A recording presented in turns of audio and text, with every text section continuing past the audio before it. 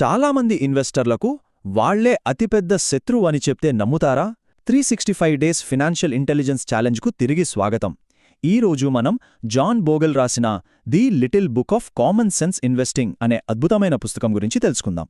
అయితే ఇంతకీ ఒక ఇన్వెస్టర్కి అతిపెద్ద శత్రువు ఎవరు? ఈ ప్రశ్నతోనే మన విశ్లేషణ మొదలు పెడదాం. ఖచ్చితంగా మార్కెట్ అయితే కాదు. చూడండి, మార్కెట్ ఒడిదుడుకులనేవి ఇన్వెస్టింగ్లో చాలా సహజం, కానీ అది అసలైన శత్రువు కాదు. అలాగే ఎకానమీ కూడా కాదు. ఆర్థిక వ్యవస్థలు ఎప్పుడూ మారుతూనే ఉంటాయి, కానీ అది కూడా మన ప్రధాన శత్రువు కాదు. మరి ఎవరంటే వాళ్ల సొంత ప్రవర్తనే. అవును, నిజమే. చాలామంది ఇన్వెస్టర్లు వాళ్ల నిర్ణయాలతో, వాళ్ల ఎమోషన్స్తో వాళ్ల సక్సెస్ను వాళ్లే నాశనం చేసుకుంటారు. సరే, ఈ సమస్యను ఇంకాస్త లోతుగా అర్థం చేసుకుందాం. ఇన్వెస్టర్ యొక్క అతిపెద్ద శత్రువు యాక్టివిటీ యొక్క అధిక వ్యయం. అంటే మార్కెట్ను బీట్ చెయ్యాలని ప్రయత్నించడమనేది ఒక పెద్ద తప్పు. దానివల్ల అయ్యే ఖర్చులే మనకు అసలైన శత్రువులు. చూడండి, చాలామంది ఇన్వెస్టర్లు ఏం చేస్తారు? హాట్ స్టాక్స్ వెంటపడతారు, తరచుగా ఫండ్స్ మారుస్తూ ఉంటారు, మార్కెట్ను ఎలాగైనా బీట్ చేయాలని చూస్తారు. కానీ అసలు నిజమేంటంటే, లాంగ్ రన్లో చూసుకుంటే చాలా యాక్టివ్గా మేనేజ్ చేసే ఫండ్స్ మార్కెట్ కంటే తక్కువ రిటర్న్స్ ఇస్తాయి. ఎందుకంటే మనం ప్రతిసారీ కొన్నప్పుడు, అమ్మినప్పుడు బ్రోకరేజ్ ఫీజులు, ఫండ్ మేనేజ్మెంట్ ఫీజులు, ఎగ్జిట్ లోడ్లు, ఇంకా short term capital gains tax ఇలాంటి ఖర్చులన్నీ మన రాబడిని తినేస్తాయి. ఒక ముఖ్యమైన విషయం గుర్తుంచుకోవాలి. కాంపౌండింగ్ అనేది ఎప్పుడూ నెట్ రిటర్న్స్ మీద పనిచేస్తుంది, గ్రాస్ రిటర్న్స్ మీద కాదు. ఉదాహరణకి, మార్కెట్ 12% రిటర్న్ ఇచ్చిందనుకుందాం. అందులో ఒక 2% ఫీజులకే పోతే మన చేతికొచ్చేది 10% మాత్రమే. 20-30 ఏళ్లలో ఈ చిన్న 2% ఫీజులే లక్షలు, కోట్ల సంపదను మాయం చేస్తాయి. అందుకే జాన్ బోగెల్ ఒక అద్భుతమైన మాట చెప్పారు. పెట్టుబడిలో మీరు చెల్లించిన దాన్నుంచే ఎక్కువ పొందుతారు. అంటే ఖర్చులు ఎంత తక్కువ ఉంటే నికర రాబడి అంత ఎక్కువ ఉంటుంది. సరే, మరి దీనికి పరిష్కారమేంటి? చాలా సింపుల్. అదే కామన్ సెన్స్ సొల్యూషన్. మార్కెట్ను అధిగమించడానికి ప్రయత్నించకండి, మార్కెట్ను సొంతం చేసుకోండి. దీన్నే మనం ఇండెక్స్ ఇన్వెస్టింగ్ అంటాం. అంటే ఏంటి?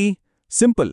మనం ఒక్కో స్టాక్ని ఎంచుకునే బదులు నిఫ్టీ 50 లేదా సెన్సెక్స్ లాంటి ఒక ఇండెక్స్ ఫండును కొంటే చాలు. ఎప్పుడైతే మనం ఒక ఇండెక్స్ ఫండును కొంటామో మనం ఆ మొత్తం మార్కెట్నే కొన్నట్టు లెక్క. ఇలా చేయడం వల్ల లాభాలు చూడండి. ఏ స్టాక్ కొనాలా అని టెన్షన్ పడక్కర్లేదు. మార్కెట్ టైమింగ్ చేయాల్సిన అవసరం లేదు. ఎమోషనల్ రోలర్ కోస్టర్ రైడ్ ఉండదు. అన్నింటికన్నా ముఖ్యంగా ఖర్చులు చాలా చాలా తక్కువ. మార్కెట్ ఇచ్చే సగటు రాబడి మనకు దక్కుతుంది. మరి దశాబ్దాల పాటు కాంపౌండ్ అనే మార్కెట్ యావరేజ్ రిటర్న్ భారీ సంపదను సృష్టిస్తుంది. సరే, ఈ బోగెల్ పద్ధతిని విజయవంతంగా ఫాలో అవ్వాలంటే కొన్ని ముఖ్యమైన నియమాలున్నాయి. దీర్ఘకాలంలో మనకు విజయాన్నందించే ఆ సూత్రాలేంటో ఇప్పుడు చూద్దాం. రూల్ నంబర్ 1, నిలకడగా ఉండాలి. చూడండి, మార్కెట్లు పడతాయి, కొన్నిసార్లు క్రాష్ కూడా అవుతాయి, మనల్ని భయపెడతాయి. కాని హిస్టరీ చూస్తే లాంగ్ టర్మ్లో మార్కెట్ ఎప్పుడూ కోలుకుంటుంది. మార్కెట్ పడినప్పుడు భయంతో అమ్మేస్తే అది తాత్కాలిక నష్టాన్ని శాశ్వత నష్టంగా మార్చినట్టే. గుర్తుంచుకోండి, వొలటాలిటీ తాత్కాలికం, కానీ కాంపౌండింగ్ శాశ్వతం. ఇక rule number 2, timing the market కంటే టైమ్ ఇన్ ది మార్కెట్ చాలా శక్తివంతమైనది.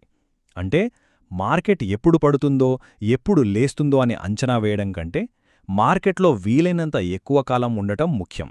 ఎందుకంటే ఎవరు మార్కెట్ను ఖచ్చితంగా అంచనా వేయలేరు. గెలిచేది నిలకడ, అంచనాలు కాదు.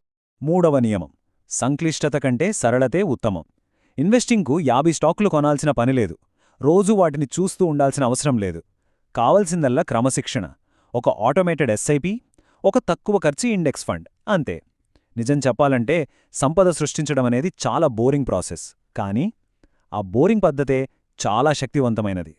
చివరిగా 4వ నియమం, అప్పుడప్పుడు పోర్టుఫోలియోను రీబ్యాలెన్స్ చేయాలి. మార్కెట్ పెరిగినప్పుడు, తగ్గినప్పుడు మన అసెట్ అలోకేషన్ మారుతూ ఉంటుంది.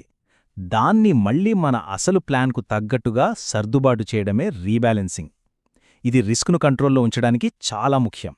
సరే, ఇప్పుడు 2 రకాల ఇన్వెస్టర్ల మనస్తత్వాలను పోల్చి చూద్దాం. ఒక 25 సంవత్సరాల ప్రయాణంలో వాళ్ల ఫలితాలు ఎలా ఉంటాయో గమనిద్దాం. ఒకవైపు యాక్టివ్ చేజర్, ఎప్పుడూ వార్తలు, హాట్ టిప్స్ వెంటపడతాడు. తరచుగా ఫండ్స్ మారుస్తూ అధిక ఫీజులు చెల్లిస్తాడు. మరోవైపు కామన్ సెన్స్ ఇన్వెస్టర్ బయటి శబ్దాలను పట్టించుకోడు. ప్రతి నెలా క్రమం తప్పకుండా ఒక ఇండెక్స్ ఫండులో పెట్టుబడి పెడతాడు. మరి 25 ఏళ్ల తర్వాత ఫలితమేంటి? యాక్టివ్ చేజర్ దగ్గర అధిక ఒత్తిడి మిగులుతుంది. కామన్ సెన్స్ ఇన్వెస్టర్ దగ్గర అధిక సంపద ఉంటుంది. తేడా సింపుల్, కామన్ సెన్స్.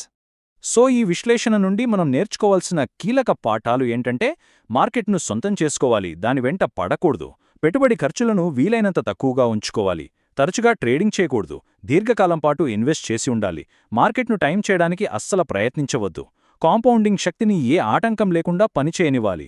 గుర్తుంచుకోండి, సరళతే సంపదను సృష్టిస్తుంది. ముగించే ముందు ఒక శక్తివంతమైన మాట: మార్కెట్ ఓపిక ఉన్నవాళ్లకు బహుమతిస్తుంది, అహమున్నవాళ్లను శిక్షిస్తుంది. ఇక్కడ గొప్ప తెలివితేటలు అవసరం లేదు, స్థిరంగా ఉండటం ముఖ్యం. ఎందుకంటే సంపద అనేది ఉత్సాహంతో నిర్మించబడదు, అది క్రమశిక్షణతో మాత్రమే నిర్మించబడుతుంది. జాన్ బోగెల్ నిరూపించిన సత్యం ఇదే. సాధారణ ఇన్వెస్టర్లు కూడా అసాధారణమైన ఫలితాలు సాధించగలరు. ఎక్కువ చేయడం ద్వారా కాదు, తక్కువ చేయడం ద్వారా. ఇది మన ఫైనాన్షియల్ ఇంటెలిజెన్స్ సిరీస్లో 8వ రోజు. రేపు మరో అద్భుతమైన సంపద సృష్టి సూత్రంతో కలుద్దాం. అప్పటివరకు గుర్తుంచుకోండి, ఖర్చు తగ్గించండి, ఇన్వెస్ట్ చేసి ఉండండి, అనవసర శబ్దాలను పట్టించుకోవద్దు, మరియు కాంపౌండింగ్ మీ జీవితాన్ని నిశ్శబ్దంగా మార్చనివ్వండి. जय हो जय हो भारत माता की जय।